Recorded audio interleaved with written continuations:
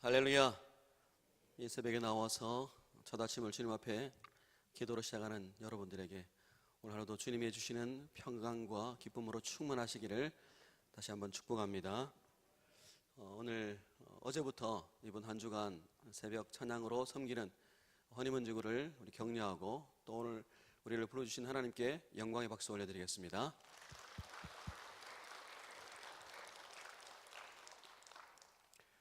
우리 하나님 말씀 함께 보겠습니다. 하나님 말씀은 창세기 33장 1절에서 20절까지 말씀입니다.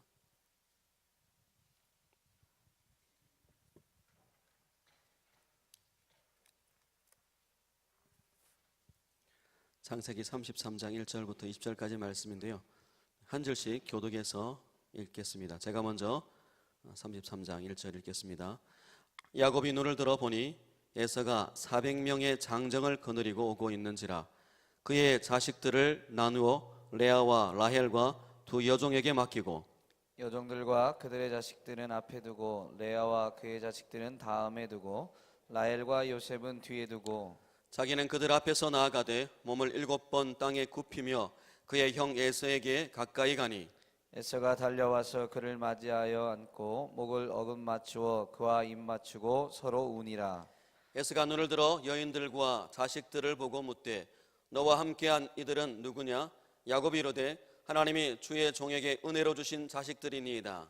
그때의 여종들이 그의 자식들과 더불어 나와 절하고 레아도 그의 자식들과 더불어 나와 절하고 그 후에 요셉이 라헬과 더불어 나와 절하니 에서가 또 이르되 내가 만난 바 이 모든 때는 무슨 까닭이냐? 야곱이 이르되 내 주께 은혜를 입으려 함이니이다. 에서가 이르되 내 동생아 내게 있는 것이 족하니 내 소유는 내게 두라. 야곱이 이르되 그렇지 아니하니이다. 내가 형님의 눈앞에서 은혜를 입었사오면 청하건대 내 손에서 이 예물을 받으소서. 내가 형님의 얼굴을 배운즉 하나님의 얼굴을 본 것 같사오며 형님도 나를 기뻐하심이니이다. 하나님이 내게 은혜를 베푸셨고 내 소유도 족하오니 청하건대 내가 형님께 드리는 예물을 받으소서 하고 그에게 강권함에 받으니라. 에서가 이르되 우리가 떠나자. 내가 너와 동행하리라. 야곱이 그에게 이르되 내 주도 아시거니와 자식들은 연약하고 내게 있는 양떼와 소가 새끼를 데리고 있은즉 하루만 지나치게 몰면 모든 떼가 죽으리니 청하건대 내 주는 종보다 앞서 가소서. 나는 앞에 가는 가축과 자식들의 걸음대로 천천히 인도하여 세일로 가서 내 주께 나아가리이다. 에서가 이르되 내가 내 종 몇 사람을 내게 머물게 하리라. 야곱이 이르되 어찌하여 그리하리이까? 나로 내 주께 은혜를 얻게 하소서 하매 이날에 에서는 세일로 돌아가고 야곱은 숫곳에 이르러 자기를 위하여 집을 짓고 그의 가축을 위하여 우릿간을 지었으므로 그 땅 이름을 숫곳이라 부르더라. 야곱이 밧단 아람에서부터 평안히 가나안 땅 세겜 성읍에 이르러 그 성읍 앞에 장막을 치고 그가 장막을 친 밭을 세겜의 아버지 하몰의 아들들의 손에서 백크시타에 샀으며 거기에 제단을 쌓고 그 이름을 엘렐로 헤이스라엘이라 불렀더라. 아멘. 본문은 20년이라는 오랜 세월 동안 헤어져 있던 두 형제 에서와 야곱이 극적으로 만나는, 그래서 만나서 화해하는 장면을 말씀하고 있습니다. 그 긴 세월 동안 두 사람은 서로 다른 감정 가운데 있었습니다. 한 사람은 두려움과 그리고 초조함으로, 또 한 사람은 미움과 그리고 복수심으로 가득 찬 나날들을 보내왔습니다. 우리가 잘 알다시피 에서는 자신에게서 장자권을 빼앗고 자신이 받아야 될 그 아버지의 축복마저 빼앗은 야곱을 향해서 에서의 마음은 그 동생을 죽이려는 그런 마음을 품었습니다. 창세기 27장 41절에 보면 야곱을 향한 에서의 마음이 어땠는지를 우리가 볼 수가 있습니다. 우리 같이 한번 읽어볼까요? 같이 읽겠습니다. 시작. 그의 아버지가 야곱에게 축복한 그 축복으로 말미암아 에서가 야곱을 미워하여 심중에 이르기를 아버지를 곡할 때가 가까웠은즉 내가 내 아우 야곱을 죽이리라 하였더니 야곱에 대한 형 에서의 마음이 어떤지를 보여주는데요. 반면에 그 동생 야곱은 형 에서에 대해서 어떤 마음이었는지를 창세기 32장 7절에서 보여주는데요. 우리 같이 한번 읽어보겠습니다. 같이 읽겠습니다. 시작. 야곱이 심히 두렵고 답답하여 자기와 함께한 동행자와 양과 소와 낙타를 두 떼로 나누고 형이 점점 가까이 자기를 찾아온다는 소식을 듣고 그것도 상정이 400명이나 되는 사람을 이끌고 온다는 소식을 듣고 야곱의 마음은 심히 두렵고 답답했다고 그렇게 표현하고 있습니다. 형 에서를 만나야만은 야곱은 참으로 자기를 죽일지도 모른다는 그런 두려움과 또 그런 형으로부터 더 이상 피할 길이 없는 답답함이 교차하는 그런 마음이었습니다. 그렇지만 두 사람이 극적인 상봉의 자리에서 그 모든 두려움과 미움이 눈이 녹듯이 사라지고 이 두 사람은 얼싸안고 화해와 사랑의 눈물을 흘리고 있는 것을 볼 수가 있습니다. 오늘 본문에서 보면 서로 안고 그리고 입을 맞추며 기쁨의 눈물을 흘리는 장면을 보여주는데요. 4절에 이렇게 말합니다. 에서가 달려와서 그를 맞이하여 안고 목을 어금맞추어 그와 입 맞추고 서로 울었다라고 그렇게 말씀합니다. 20년 만의 만남입니다. 20년 만의 만남이었기 때문에 서로의 정을 억제하지 못해서 서로 부둥켜 안고 그렇게 울었던 것일까요? 마치 오랜 세월 너무나도 보고 싶었지만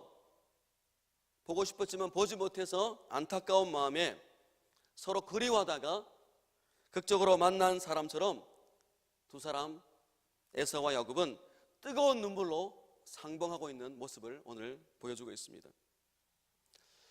우리가 오늘 본문의 말씀 그 전후 사정을 모른 채 오늘 형제가 만나는 이 장면만 보고 본다면 그렇게 생각할 수 있을 것입니다. 그러나 제가 앞에서 말씀드린 대로 두 사람은 결코 이렇게 극적인 장면을 연출할 만큼의 서로의 감정이 좋은 것은 아니었다는 것입니다. 두 형제의 이러한 극적인 상봉과 화해는 불과 몇 시간 전만 해도 정말 기대하기 힘들었던 그런 일입니다. 두 형제가 만나기 직전까지만 해도 형에서는 자신과 아버지를 속이고 축복을 가르친 야곱에게 복수하기 위해서 400명의 장정을 거느리고 살기 등등하게 달려오고 있었습니다. 그리고 야곱은 형 에서에 대한 두려움으로 인해서 벌벌 떨면서 형 에서의 복수의 칼날을 피할 궁리만을 생각하고 있었던 것입니다. 그런데 순식간에 두 사람 사이에 모든 미움과 원한이 완전히 사라지고 서로 사랑의 눈물을 흘리면서 부둥켜 안고 있는 것을 보게 됩니다. 어떻게 이런 일이 가능했을까요? 야곱이 에서에게 보내준 그 예물을 보고 분노가 풀렸던 것일까요? 물론 야곱이 보낸 그 예물이 에서의 마음을 누그러뜨리는데 어느 정도 효과는 있었을 것입니다. 그러나 우리가 잘 알다시피 오늘 본문에 보면 400명의 장정을 거느릴 만큼 이 에서도 굉장한 재력가였던 것을 볼 수 있는데 그도 그만큼의 재산이 있었기 때문에 야곱이 준 예물로는 그 마음이 풀리지 않았을 것입니다. 그러면 에서의 마음은 어떻게 이렇게 풀어졌을까요? 장정 400명을 거느리고 정말 동생을 죽여버리겠다는 그 복수자의 마음으로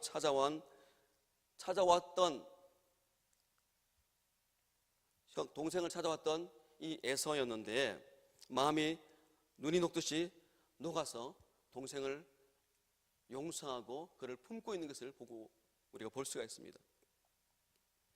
그런데 우리는요 오늘 이 본문의 말씀 그 에서의 변화 이전에 이 야곱의 변화에 우리가 시선을 집중할 필요가 있습니다. 야복나루 사건 이후 야곱은 머리를 굴리면서 그리고 영악하게 살던 모습이 이제는 없어졌습니다. 다 없어진 것은 아니지만 변화되었습니다. 사람은 은혜를 받고 그리고 하나님을 만나면 변화가 일어나는데 우리가 그런 사람을 만나면 느껴지게 됩니다. 우리가 상대방의 눈을 보면 나를 좋아하는지 나를 싫어하는지 어느 정도 알 수가 있습니다. 사람들의 눈빛을 보면 그 사람의 눈빛 속에서 어느 정도의 마음의 상태를 우리가 읽을 수 있는 것입니다. 다리를 절룩거리면서 야곱이 다가오자 에서의 마음이 녹았습니다. 하나님이 야곱의 마음을 만지신 것과 같이 이 에서의 마음도 만져 놓았습니다. 우리가 진정으로 용서를 구하고자 하면 상대도 변해 있는 것을 우리가 발견하게 됩니다. 내가 진정으로 용서를 구할 마음을 가지면 하나님도 상대의 마음을 만져 놓으신다는 것입니다. 물론 이것은 상호작용이기 때문에 쉽게 우리가 설명할 수는 없지만 우리가 상대방을 고민할 필요 없이 내가 먼저 변하면 된다는 것입니다. 그래서 야곱과 에서가 만나면서 서로 얼굴이 변했다는 것을 알았습니다. 미움과 두려움이 다 사라졌습니다. 악의가 사라지고 증오심이 해체되어 버렸습니다. 사랑하는 성도 여러분, 그렇기 때문에 우리가 인간관계를 맺고 푸는 가운데 하나님의 은혜의 역사가 반드시 필요하다는 것입니다. 하나님의 은혜 없이는, 하나님의 역사 없이는 풀려지지 않는다는 것을 우리가 알게 됩니다. 우리 안에 하나님을 만나는 은혜가 먼저 이루어지고, 그리고 하나님의 은혜가 흘러서 내 마음이 변화되니까 상대도 변화시켜 주시는 그런 은혜를 경험하게 된다는 것입니다. 그래서 야곱은 형의 얼굴이 하나님의 얼굴을 보는 것 같다고 그렇게 말을 합니다. 물론 이 야곱의 이 표현이 어쩌면 형을 향한 아부성 발현 같기도 하지만, 그러나 우리가 이미 알고 있는 것처럼 야곱은 약복강 나루에서 선사와 씨름하면서 하나님의 얼굴을 이미 그런 경험했습니다. 하나님의 얼굴을 본 이 야곱은 형 에서를 만났을 때에도 동일하게 이렇게 말합니다. 내가 형님의 얼굴을 배운즉 하나님의 얼굴을 본 것 같사오며 라고 그렇게 고백하고 있습니다. 야곱은 브니엘에서 하나님을 대면했습니다. 하나님을 깊이 만나 내면의 변화가 일어난 것입니다. 그래서 하나님이 야곱 안에 찾아오셔서 그 삶에 강력하게 하나님이라는 존재가 야곱을 압도하고 지배하고 있었다는 것입니다. 그러니까 내면의 변화가 일어나고 하나님의 관점에서 사람을 보는 눈이 생겼다는 것입니다. 하나님을 뜨겁게 만나기 전에는 두려움과 답답한 마음이었지만 하나님을 만난 그 이후부터는 이 야곱의 내면의 눈이 바뀌어져 가지고 에서를 보아도 두려움과 답답함이 아니라 마치 하나님의 얼굴을 본 것처럼 보았다라고 그렇게 고백하는 것입니다. 여러분, 에서의 얼굴이 바뀐 것이 아닙니다. 야곱의 눈이 바뀌어졌다는 것입니다. 여러분, 내가 변하면 세상도 변화되는 것입니다. 내가 안 변하면 세상의 모든 것이 변해도 나와는 상관이 없다는 것입니다. 여러분, 하나님을 만나면 내가 변하고 내가 변한다는 것은 시각이 변한 것이고, 그 시각은 바로 사람을 보는 눈이 변화되었다는 것입니다. 사랑하는 성도 여러분, 여러분들도 하나님의 은혜가 임해서 모든 사람을 하나님을 보는 것 같이 보는 그런 눈이 열리기를 간절히 축원합니다. 여러분, 내 주위에 아직도 용서가 안 되고 미운 사람이 많은 것은 그만큼 우리의 삶의 은혜가 떨어졌다는 증거입니다. 하나님이 내 안에 충만하면 내 눈을 바꾸어 주십니다. 내 마음을 바꾸어 주십니다. 다른 사람이 안 바뀌어도 내가 그를 하나님으로 보면 되는 것 아니겠습니까? 내가 그 사람을 알아볼 때 그냥 인간적인 시각이 아니라 내 안에 계신 그 주님의 은혜로 말미암아 상대방을 바라볼 때에도 하나님을 보는 것처럼 바라본다면 원수가 있을 수 있겠습니까? 미운 사람이 있을 수 있겠습니까? 그때는 내 안에 평화가 찾아오고 내 안에 샬롬이 찾아오게 된다는 것이죠. 결국 이 일은 야곱이 형과의 화해뿐만 아니라 하나님과의 화해도 이루어졌음을 우리에게 보여준다는 것입니다. 그래서 야곱은 이제 혼자가 아니라 하나님께 안기는 역사가 일어났습니다. 형 에서의 얼굴에서 하나님을 본 야곱은 에서가 야곱을 안아주었을 때 하나님이 자신을 안아주는 그런 감정을 아마 느꼈을 것입니다. 그래서 야곱과 형과의 만남은 회복 분이엘 사건의 연장이라고 말할 수 있을 것입니다. 그래서 야곱의 인생이 새롭게 시작되는 출발점이 되었다는 것입니다. 여러분, 하나님을 만나 관계가 회복되고 그리고 회복되어지면 진정한 평안이 우리 가운데 찾아온다는 것입니다. 그래서 용서와 화해는 우리의 노력만으로 되는 것이 아닙니다. 그것은 특별히 영적인 일입니다. 그리고 그 일을 위해서는 하나님과의 관계가 먼저 풀리는 작업이 있어야 된다는 것입니다. 하나님과의 관계가 풀려야 인간관계도 풀린다는 것입니다. 여러분, 인간관계에 문제가 있다면 지금 나는 하나님과의 관계가 문제가 있지 않은지 우리는 점검해보고, 아직도 하나님과의 관계가 원만하게 풀어지지 않았다는 증거이기 때문에 여러분, 주님과 먼저 풀어야 될 줄로 믿습니다. 그래서 하나님과의 관계를 확인하고 하나님과의 관계 안에서 우리가 평안을 누리게 되면 나도 모르게 변화가 일어난다는 것입니다. 마음이 누그러지고 맺힌 것이 풀리게 된다는 것입니다.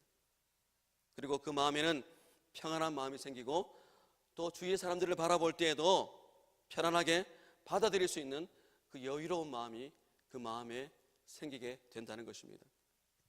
여러분, 용서한다는 것은 사실 쉽지 않은 일입니다. 왜냐하면 그 용서라는 것은 하나님의 은혜 속에서 이루어지는 것이기 때문에 그렇습니다. 그래서 어떻게 보면 용서라는 것은 기적이라고 말할 수 있을 것입니다.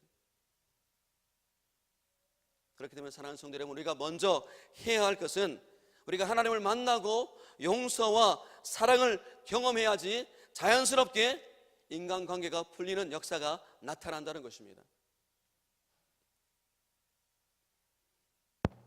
원수가 하나님의 얼굴을 보는 것 같다면 우리의 삶의 인간관계가 얼마나 많이 달라지겠습니까? 이런 은혜가 여러분의 가운데 임하기를 간절히 축원합니다. 대인관계에 있어서 변화가 일어나고 주변에 미웠던 사람들이 하나님을 보는 것처럼 보인다면 모든 묶였던 꼬였던 관계는 다 풀어지게 될 것이라고 믿습니다. 오늘 야곱이 고향으로 돌아가는 이 여정은 우리가 죄로 하나님을 떠났다가 다시 하나님에게로 돌아가는 그런 여정과 같다는 것입니다. 출애굽한 백성들이 가나안으로 가는 과정이 우리의 삶에도 여전히 남아있다는 것입니다.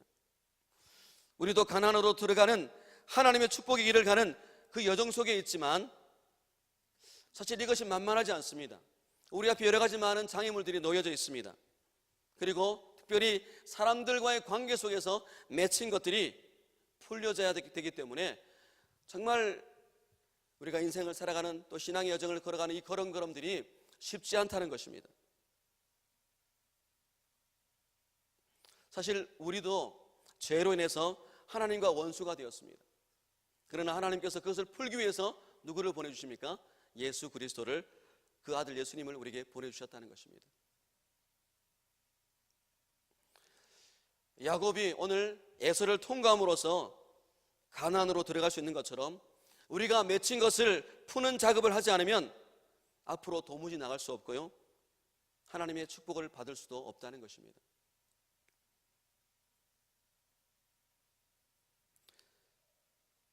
용서해야 되는 것입니다. 그렇기 때문에 용서는 묶인 것을 푸는 힘이 있습니다. 그래서 형과의 관계를 풀지 않으면 가나안의 길은 막혀 있는 것이 되고 마는 것입니다. 우리의 삶도 이 인간관계가 묶여 있으면 삶이 묶일 수밖에 없습니다. 여러분, 용서라는 것은 과거에 얽힌 문제가 현재와 미래까지 연결되어 있기 때문에 그것을 풀지 않으면 내 삶이 앞으로 나아가지 못한다는 것입니다. 특별히 우리가 가까운 관계일수록 더 사실 이 관계가 힘든 경우들이 많은데, 이 가까울수록 이 관계를 풀지 않으면 그것으로 인해서 우리 인생이 막힐 때가 많다는 것입니다. 부부 간의 관계, 자식 간의 관계, 또 성도들 간의 관계, 이 가까운 관계일수록 더 우리를 힘들게 만드는 것이 바로 인간관계입니다. 야곱은 반드시 이 길을 통과해야만 됐습니다. 그러나 만만치 않죠. 가나안을 가는 그 목전에 에서가 400명의 장정을 거느리고 버티고 있었다는 것입니다. 야곱은 사실 세상적으로 말한다면 성공했지만 형과의 문제가 풀리지 않으면 진정한 축복인 이 가나안으로 갈 수가 없는 것입니다. 가나안으로 가야지만 하나님의 그 언약 백성으로서의 축복을 누리게 되는 것입니다. 그리고 그것에서 가장 중요한 것은 이 인간관계라는 것입니다. 여러분, 인간관계는 하나님과의 관계와 깊이 연결되어 있다는 것입니다. 하나님과의 관계가 회복되어야 비로소 진정한 평안이 찾아오고 바로 그것이 축복이라는 것이죠. 그래서 용서는 서로를 풀어 자유하게 하는 그런 작업이라는 것입니다. 나를 힘들게 했던 가해자를 용서함으로써 그도 자유하게 만들고 나도 그 속에서 자유를 누릴 수 있게 된다는 것입니다. 그래서 용서라는 것은 여러분, 상대방도 풀어주고 나도 그 미움의 관계, 원한의 관계에서 풀리는 귀한, 정말 꼭 필요한 영적인 과정이라는 것입니다. 사랑하는 성도 여러분 오늘 예배를 드리면서 여러분 마음 가운데 미움 사람이 떠오르지 않습니까? 이 시간 기도하면서 마음으로 주님과의 관계를 다시 점검하면서 하나님, 용서할 수 있게 해주옵소서. 그 사람을 바라보면서 미움의 감정, 정말 악의적인 감정들이 풀어질 수 있도록 은혜 베풀어 달라고. 주님과 먼저 만나야 됩니다. 하나님과 먼저 만날 때 야곱이 약복강 나루에서 주님을 만나고 나서 형 에서와의 관계가 풀어진 것처럼 오늘 이 새벽에도 우리의 틀어진 관계를 회복시킬 수 있는 분은 오직 주님밖에 없다는 사실을 믿으시기 바랍니다. 그래서 먼저 주님과의 맺혀있는 잘못된 관계가 먼저 풀어지는 은혜 역사가 있으시기를 바랍니다. 여러분, 맺힌 것을 풀어야지만 하늘의 축복이 임합니다. 그래서 마태복음 16장 19절에 이렇게 말씀합니다. 우리 같이 읽어볼까요? 같이 읽겠습니다. 시작. 내가 천국 열쇠를 네게 주리니 네가 땅에서 무엇이든지 매면 하늘에서도 매일 것이요 내가 땅에서 무엇이든지 풀면 하늘에서도 풀리리라 하시고. 여러분, 여기에서 보면 땅에서가 먼저입니다. 하늘이 먼저가 아니라 땅에서가 먼저라는 것입니다. 땅에서 풀면 어떻게 합니까? 하늘에서도 풀린다고 말씀하고 있습니다. 우리의 인간관계에서 누군가를 용서하고 용서받는 문제를 우리가 먼저 해결해야지 하나님의 복이 하늘로부터 우리 가운데 임한다는 사실입니다. 사랑하는 성도 여러분, 맺혔던 관계가 풀어지지 않으면 결코 하나님의 복을 우리가 온전히 누리게 되지 못한다는 사실을 기억하시고, 이 새벽에 여러분의 마음 가운데 아직도 맺혀있는, 꼬여있는 인간관계가 있다면 주님 안에서 풀어내시는 은혜가 있기를 바랍니다. 그래서 여러분의 삶 가운데 하나님의 축복의 물꼬가 막히지 않는 그런 삶을 누리며 살아가시는 저와 여러분 되기를 간절히 주의 이름으로 축원합니다.